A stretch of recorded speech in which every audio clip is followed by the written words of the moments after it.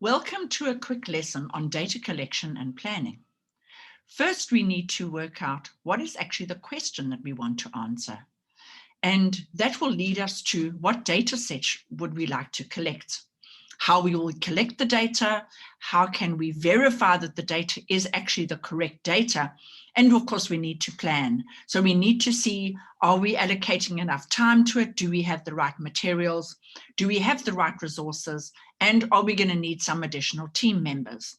So what I'm going to do now is I'm now going to use an example, which is one of the experiments that we're going to perform with our X-in-a-Box kit. And that is there a relationship between natural light and temperature? So that is our question. That's the question we want to answer. Is there a relationship between natural light and temperature? So what data sets are we wanting to collect? It's going to be light intensity, which is the lux, as well as the temperature. And it really doesn't matter. You can collect the temperature in centigrade or Fahrenheit. It doesn't matter. You'll still be able to determine, is there a relationship or not? How will we collect the data? We're going to use our kit to collect the data. And what we're going to do is we're going to read the data off our little OLED screen. So we're going to use that OLED screen as our output of our data when we collect it. So we also need to consider in our planning stage is we probably need to draw up a table so that we can actually fill in the data, because I've tried taking a photograph of the OLED screen with my phone, but it doesn't work well. It doesn't come out well. So I've resorted to just writing down the data in a data table. And then how can we verify that the data is correct? The way we do this is that natural light has ultraviolet as part of its spectrum. So if we are detecting a UV index, then we know that we are dealing with natural light.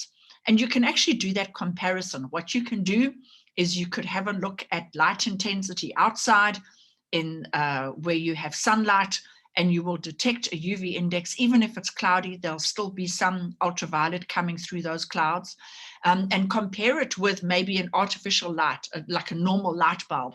And you'll be able to see that there should be no ultraviolet index with that light bulb. Of course, we do have specific UV lamps, which are used in very specific sanitation as well as medical processes. But here we're not looking at UV lamps in particular. We're really looking for natural light, which would be sunlight. So how are we going to plan for conducting our experiment? What we're going to do is we're going to need to have at least 6 different locations. And this relates to, do we have enough data points? Are we collecting enough data to be able to see a relationship?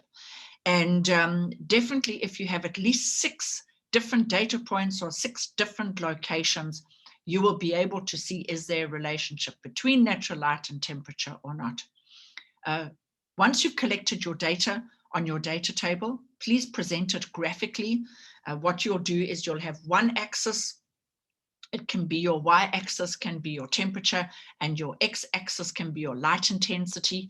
Capture the data. Once you've represented it graphically, capture it in some kind of a tool like a spreadsheet, because then what you can do is you can actually find, you can find the gradient of the line, you can find the equation of the line, etc., so that you can determine that relationship. You should be able to determine a relationship between it. Either it's a positive relationship or a negative relationship.